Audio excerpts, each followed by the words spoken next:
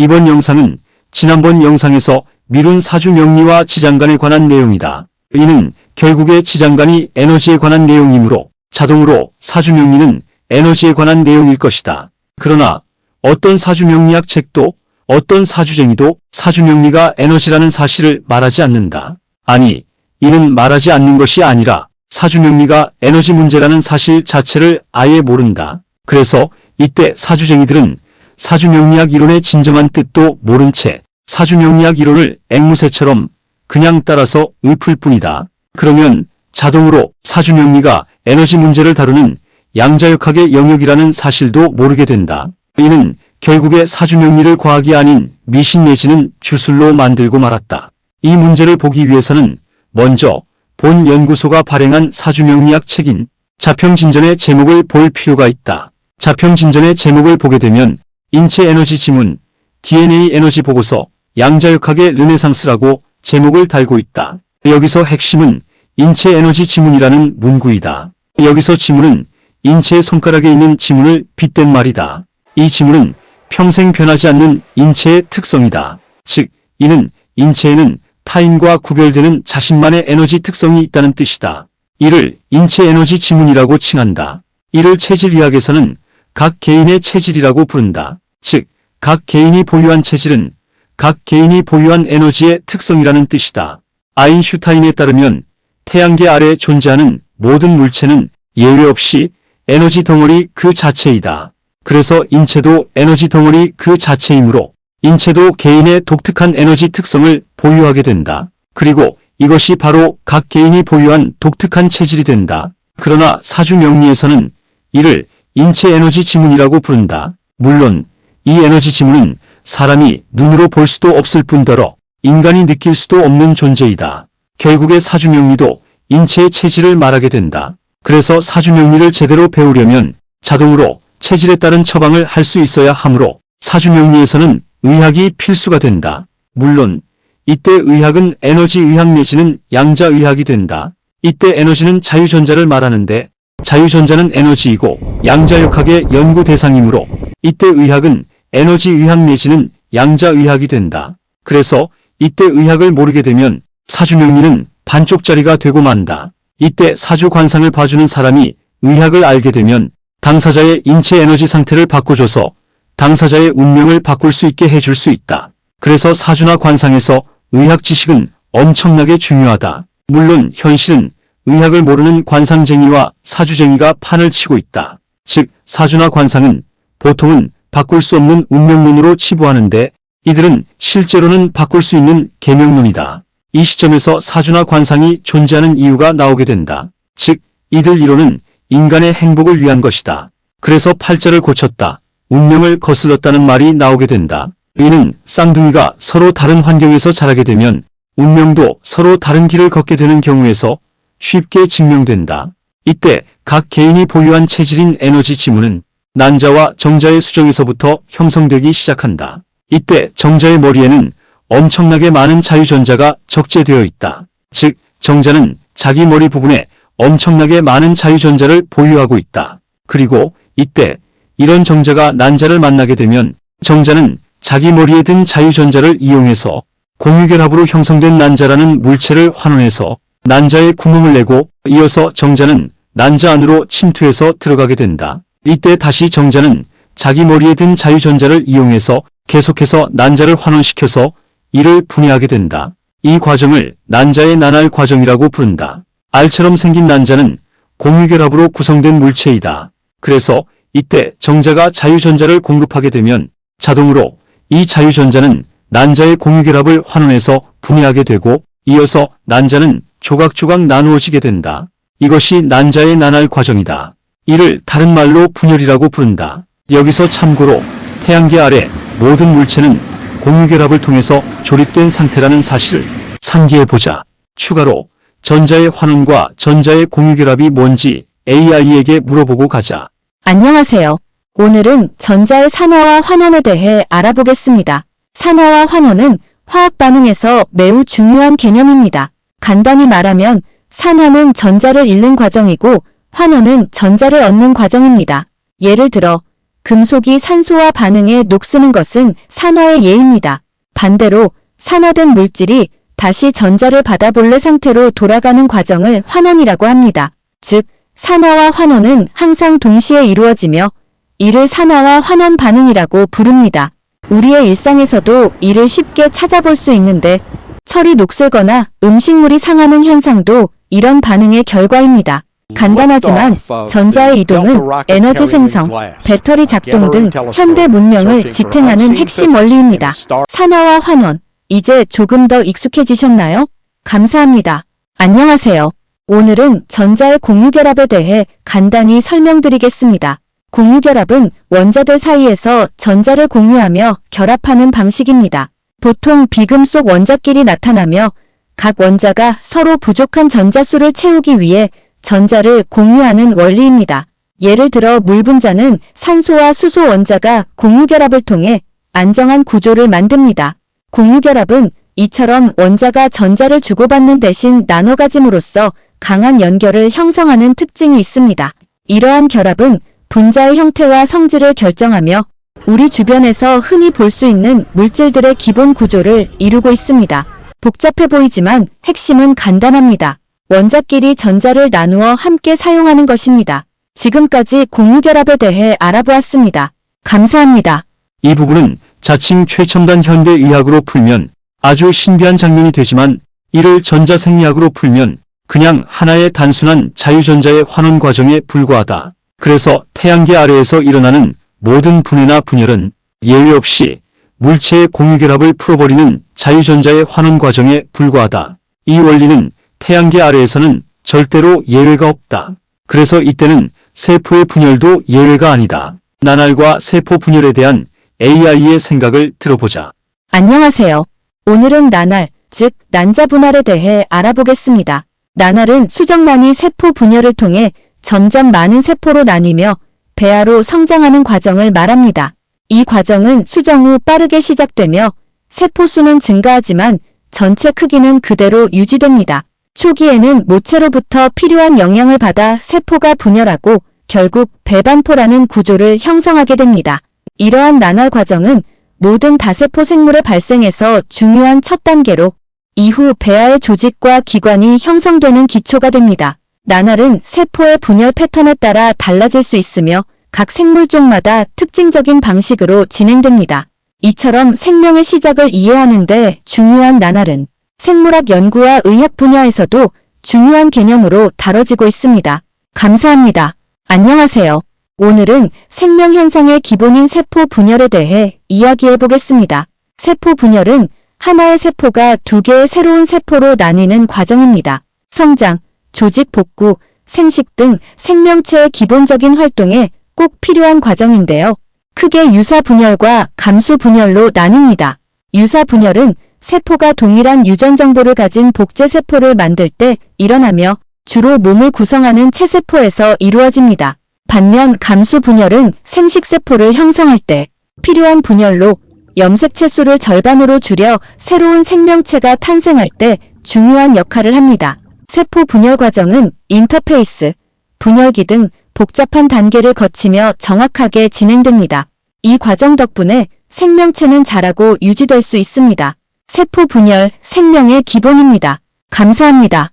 그래서 난자는 자유전자를 공급해주는 정자가 없게 되면 어떤 경우에도 나날 과정을 거쳐서 분열하지 못한다. 이때 정자가 자기가 보유한 자유전자를 이용해서 난자로 침입하는 경우를 수정이라고 부른다. 즉, 수정이란 난자에 정자가 들어가는 것이다. 이때 정자의 머리에 들어있는 자유전자를 씨앗이라는 의미의 씨라고 부른다. 이때 정자는 자동으로 DNA라는 에너지 담체를 싣고 있게 된다. 이때 DNA가 태아의 에너지 설계도가 된다. 수정에 대해서 AI의 생각을 들어보자. 안녕하세요. 오늘은 수정란의 성장 과정, 생명의 첫 단계를 알아봅니다. 남성과 여성의 생식세포가 결합하면 수정이 이루어지고 수정란이 형성됩니다. 수정란은 약 24시간 내에 첫 세포 분열을 시작하며 2개, 4개, 8개의 세포로 빠르게 분열해 나갑니다. 약 3일에서 4일 후에 수정란은 자궁으로 이동하며 이때는 주머니 형태의 배반포를 형성합니다. 5일이나 6일쯤 되면 이 배반포는 자궁 내막에 착상됩니다. 이는 성장 과정에서 매우 중요한 단계로 착상이 성공해야 제대로 된 생명체로 자랄 수 있습니다. 이후엔 세포 분열과 함께 조직과 기관이 형성되며 생명체의 기본 구조가 만들어집니다. 이 모든 과정은 생명의 신비로움과 정교함을 보여줍니다. 감사합니다. 그러면 이는 자동으로 인체의 에너지 지문은 DNA 문제와 연결된다. 여기서 핵산이라는 말이 나오게 된다. 여기서 핵산은 DNA와 RNA를 모두 합친 개념이다.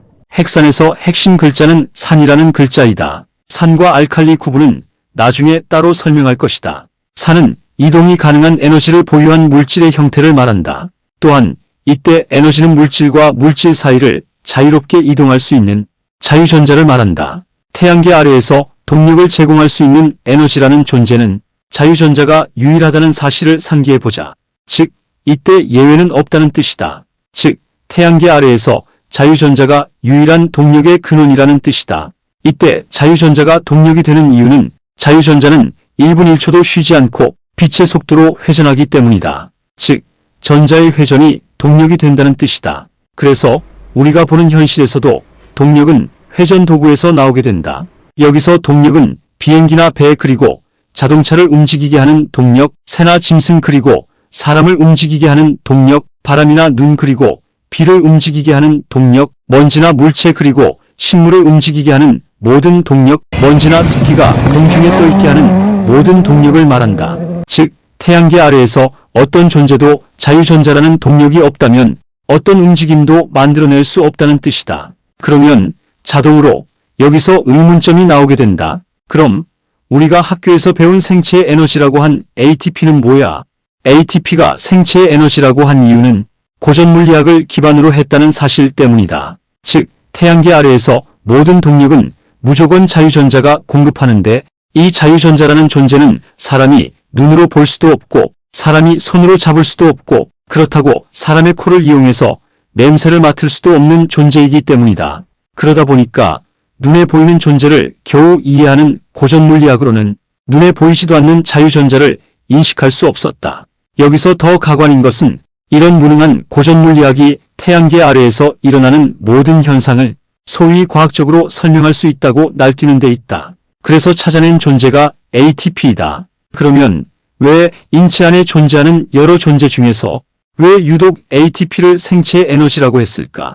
그 해답은 ATP가 에너지인 자유전자의 담체라는 사실 때문이다. 그러면 의문은 또 생긴다. 인체 안에는 에너지인 자유전자를 싣고 다니는 담체는 수도 없이 많은데 왜 유독 ATP인가 말이다. 이 해답은 ATP는 인산이라는 강산을 매달고 있어서 자유전자를 엄청나게 빨리 환원받을 수 있기 때문이다. 즉, ATP는 에너지인 자유전자를 아주 빠르게 수거한다는 뜻이다. 즉, ATP는 에너지인 자유전자에 엄청나게 빠르게 반응한다는 뜻이다. 그래서 이때는 ATP가 반응할 때마다 자동으로 인체의 에너지가 요동치게 된다. 그래서 눈에 보이는 현상만 겨우 알아채는 고전 물리학은 눈에 보이는 ATP가 에너지 문제에 개입해서 빠르게 반응한다는 사실을 관찰하고서 ATP를 생체의 에너지라고 결정하게 된다. 한마디로 ATP가 생체의 에너지라는 말은 내가 너무나 무식해서 죄송합니다라고 자인하는 행위이다. 이것이 자칭 최첨단 현대의학의 지독하게 무식한 민낯이다. 인체에서 에너지는 모두 근육의 수축에 쓰인다. 그러나 ATP를 근육에 아무리 들이부어도 근육은 꿈쩍도 하지 않는다. 이게 무슨 인체의 에너지란 말인가?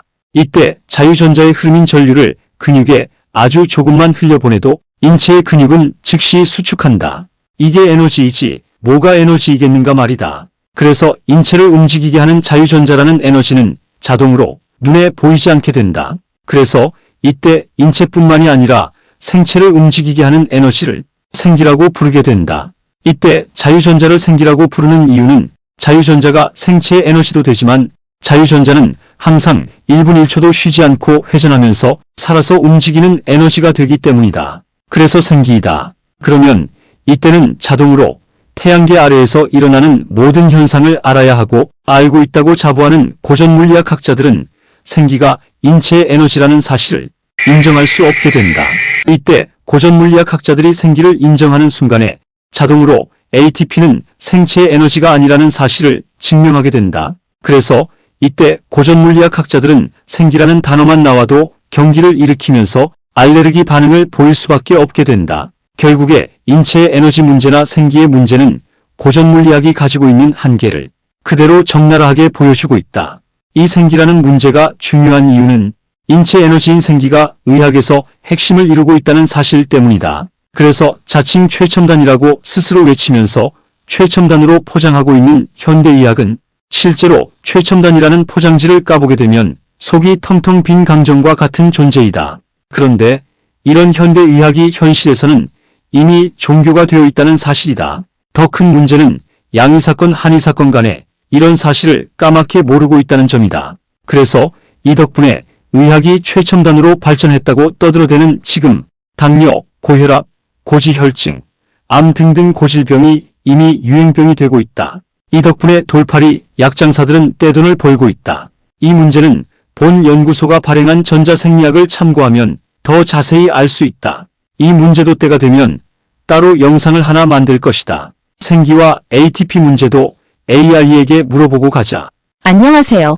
오늘은 생기라는 개념에 대해 알아보겠습니다. 생기는 한자로 날 생과 기운기를 조합한 말로 생명과 기운을 상징합니다.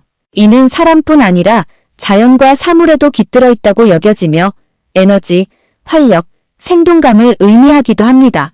동양 철학에서는 생기를 중요한 생명 에너지로 보아주고 환경, 건강에도 큰 영향을 미친다고 합니다.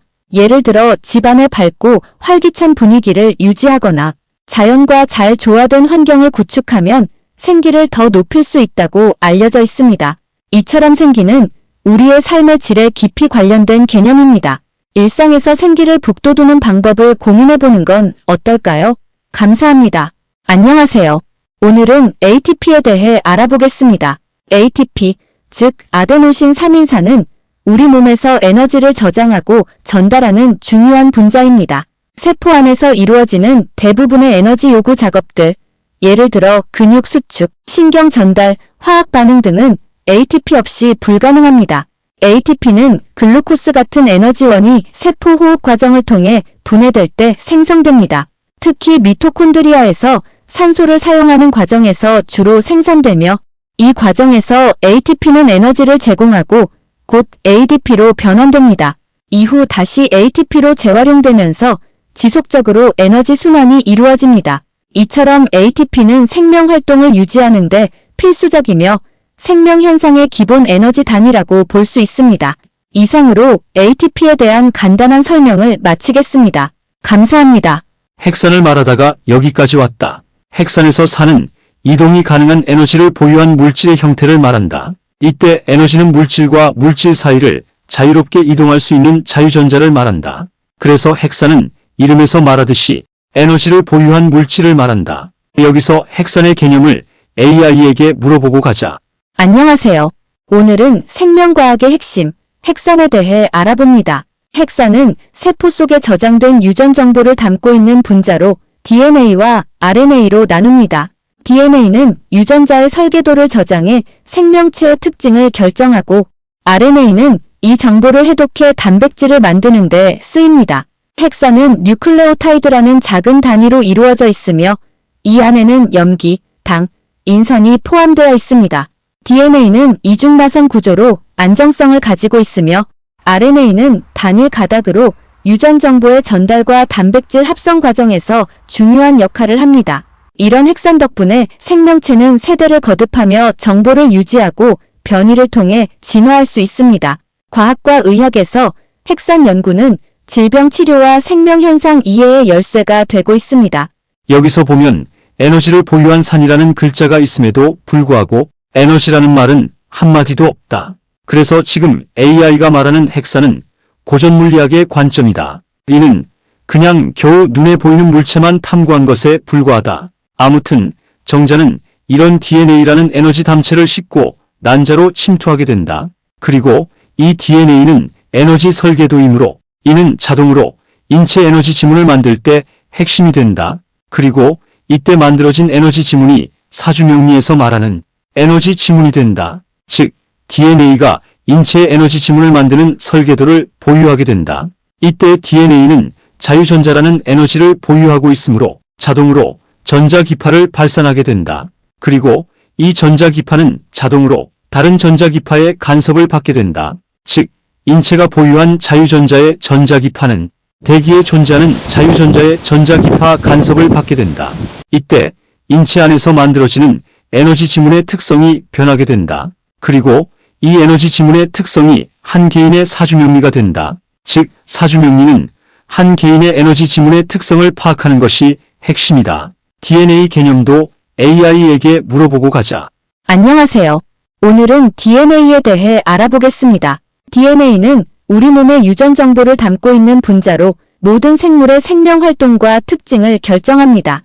DNA는 이중나선 구조로 이루어져 있고 아데닌, 티민, 구아닌, 사이토신이라는 4가지 염기로 구성됩니다. 이 염기들은 특정한 순서로 배열되어 우리의 머리색, 키, 피부색 같은 유전적 특징을 결정하죠. 또한 DNA는 세포 분열 시 복제되어 새로운 세포로 전달되며 부모로부터 자식에게 유전 정보가 전달되는 역할도 합니다. 이런 특성 덕분에 DNA는 생명 연구나 범죄 수사, 질병 진단 등 다양한 분야에 활용되고 있습니다. 지금까지 DNA가 생물학의 핵심이라고 불리는 이유를 간단히 설명드렸습니다. 감사합니다. 이때 태아에서부터 만들어지는 에너지 특성은 자동으로 그 해의 에너지 특성, 그 달의 에너지 특성, 그날의 에너지 특성, 그 시간의 에너지 특성을 모두 반영하게 된다. 이때 에너지 지문에 영향을 제일 많이 미치는 에너지는 인간과 직접 접촉하는 대기의 에너지가 된다. 또한 이때 자유전자라는 에너지는 태아의 성장인자라는 사실도 엄청나게 중요하다. 그리고 이 대기의 에너지를 연구한 체계가 지지의 에너지를 말하는 지장간이다. 그래서 사주에서도 지지를 굉장히 중요하게 여기게 된다. 이때는 천간의 에너지와 지지의 에너지를 표시한 만세력이 적용된다. 만세력의 개념도 AI에게 물어보고 가자. 안녕하세요. 여러분께 만세력에 대해 간단히 소개해드리겠습니다. 만세력은 천문학적 계산을 바탕으로 한 전통적인 달력 체계로 주로 명리학과 사주팔자에서 사용됩니다. 이 달력은 태양과 달의 움직임을 기준으로 양력을 근간으로 하지만 음력을 포함해 날짜와 절기를 모두 파악할 수 있도록 설계되었습니다. 만세력은 단순한 날짜 표시를 넘어 개인의 운명과 성향을 분석하기 위한 중요한 도구로 여겨지며 태어난 연월일시를 바탕으로 사주를 확인하고 해석하는 데 사용됩니다. 따라서 만세력은 단순한 시간이 아닌 동양 철학과 천문학의 조화를 이룬 독특한 체계라고 볼 수 있습니다. 지금도 많은 분들이 이 달력을 활용해 자신의 삶을 이해하려고 노력하고 있습니다. 감사합니다. 이때 사주라는 에너지 특성이 나오게 된다. 그리고 이를 해석하는 원리를 명리라고 부른다. 그래서 이를 합쳐서 사주명리라고 부른다. 명리에서 명은 인간의 생명을 말한다. 그래서 명리는 인간의 생명 원리라는 뜻이 된다. 그리고 인간의 생명은 에너지가 좌지우지하므로 명리는 자동으로 에너지의 원리가 된다. 이 에너지의 원리를 명리라고 부르는 이유는 인체 자체가 에너지 덩어리 그 자체이기 때문이다. 그래서 인체는 에너지가 가지고 놀므로 이때 에너지를 파악하게 되면 자동으로 인체의 운명도 파악이 가능해진다. 한 인간의 운명은 건강, 질병, 부, 권력 등등이 결정하게 된다. 이때 인체의 에너지는 건강과 질병을 가지고 놀게 되므로 인체의 에너지는 자동으로 한 개인의 육체적 활동 능력과 지능적 활동 능력도 가지고 놀게 된다. 그리고 이런 육체적 활동 능력과 지능적 활동 능력이 부와 권력을 만드는 기초가 된다. 결국에 인체의 에너지 상태가 권력과 부도 만든다는 뜻이다. 그래서 인체의 에너지 상태를 알게 되면 자동으로 한 개인의 운명도 점칠 수가 있게 된다. 이것이 사주명리의 핵심이다. 결국에 사주명리는 인체의 에너지 문제이고 이때 인체의 에너지를 대기가 제일 근접해서 간섭하므로 이런 대기의 에너지를 연구하는 일은 너무나도 자연스러운 일이 된다. 그리고 이를 연구한 지구의 대기 시스템이 지장간이다. 이는 지구의 대기가 만드는 봄, 여름, 가을, 겨울에 인체가 어떻게 반응하는지를 알면 아주 쉽게 이해가 갈 것이다. 그래서 사실 지장간은 최첨단 천문학이자 최첨단 기상학이다. 이만큼 지구 대기 에너지의 연구는 중요하고 복잡하다. 지구의 대기 에너지는 인간의 행복과 불행에 직접 영향을 미치므로 이의 연구는 엄청나게 중요하다. 이는 라니냐 문제와 엘니뇨 문제와 직결된다. 이도 AI에게 물어보자. 안녕하세요. 오늘은 라니냐 현상에 대해 알아보겠습니다. 라니냐는 적도 태평양 해력의 수온이 평년보다 낮아지는 현상을 말합니다. 이로 인해 전 세계적으로 이상 기후가 나타나는데요. 주로 동남아시아와 호주에서는 강수량이 증가하고 반대로 남미 서부 해안 지역은 가뭄이 심화됩니다. 또한 북반구 겨울철에는 한파가 강화될 가능성이 높아집니다. 라니냐는 보통 1년에서 2년 정도 지속되며 농작물 생산과 경제에도 영향을 미칩니다. 이런 기후현상은 예측이 가능하므로 대비가 중요합니다. 지금까지 라니냐에 대해 알아보았습니다. 감사합니다. 안녕하세요. 오늘은 엘니뇨에 대해 알아보겠습니다. 엘니뇨는 태평양 해수면 온도가 비정상적으로 상승하면서 전 세계 기후에 영향을 미치는 현상입니다. 주기는 보통 2년에서 7년으로 나타나며 한 번 발생하면 약 9개월에서 1년 반 정도 지속됩니다. 엘니뇨는 가뭄, 폭우, 폭염 등의 극단적인 날씨를 유발합니다. 예를 들어 동남아시아나 호주에서는 가뭄이 심해지고 남미 지역에서는 기록적인 폭우와 홍수가 발생합니다. 이러한 기후 변화로 인해 농업 생산량 감소, 생태계 파괴, 그리고 지역 주민들의 삶에 심각한 영향을 미칩니다. 엘니뇨에 대한 정확한 예측과 대비를 통해 피해를 줄이는 것이 매우 중요합니다. 지금까지 엘니뇨에 대해 알려드렸습니다. 감사합니다. 이를 보면 이는 대기와 대륙의 문제라고 한다. 이는 지장간과 동떨어진 이야기이다. 이 이야기도 계속하게 되면 한도 끝도 없게 되므로 여기서 마칠 수밖에 없다. 사주명리의 원리도 언젠가 다른 영상으로 따로 제작될 것이다. 다음에 나오는 짧은 영상은 지금까지 본 영상의 내용을 AI가 요약해서 만든 요약 영상이다.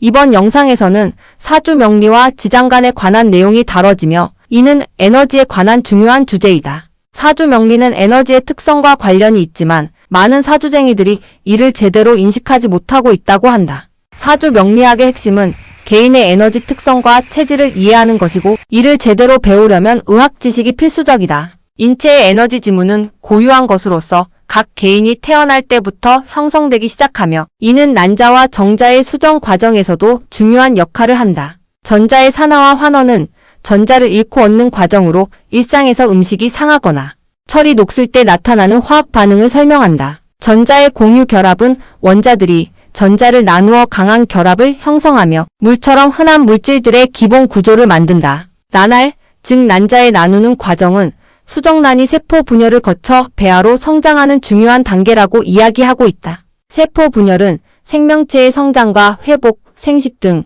기본적인 활동을 위해 꼭 필요한 과정이며 유사 분열과 감수 분열로 나뉜다. 생명체의 시작은 수정 과정으로 남성과 여성의 생식세포가 결합해 수정란이 형성되고 이후 세포 분열을 통해 성장하는 과정이다.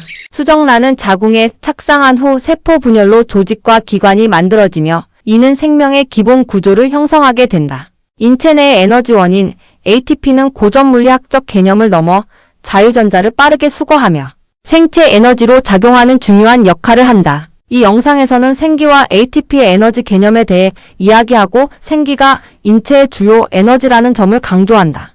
ATP는 우리 몸에서 에너지를 저장하고 전달하는 필수 분자로 모든 에너지 작업에 필요하다는 사실을 말하고 있다. 근육이 ATP만으로 수축하지 않고 자유전자의 흐름이 진정한 에너지라는 점을 말하며 전통 물리학의 한계를 지적한다. 이런 현대의학이 사실상 종교처럼 왜곡돼 있으며 사람들이 고질병에 시달리는 현실을 비판한다. ATP는 세포호흡을 통해 에너지원으로 만들어져 생명활동을 유지하는 데 필수적이다.